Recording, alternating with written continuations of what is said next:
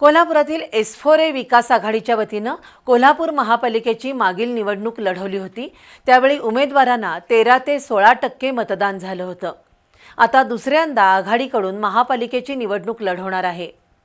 Kolhapur green metro city होण्यासाठी महानगर विकास क्षेत्र प्राधिकरण झालं पाहिजे या प्रमुख मुद्द्यावर निवडणुकीच्या रिंगणात उतरणार असल्याची माहिती राजू माने यांनी पत्रकार परिषदेत दिली। एस4ए विकास आघाडीच्या वतीनं यंदा महापालिकेची निवडणूक लढवण्याचा निर्णय घेतलाय। त्यासाठी 35 उमेदवारांनी आघाडीशी संपर्क साधलाय अशी माहिती राजू माने यांनी दिली।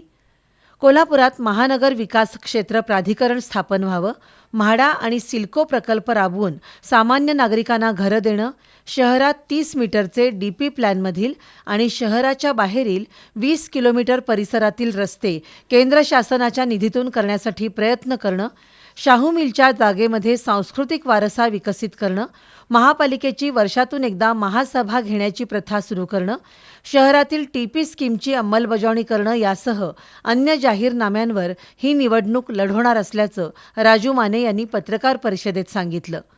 यावेळी विकास यादव, दत्तात्रय माने, रुपेश घडशी उपस्थित होते।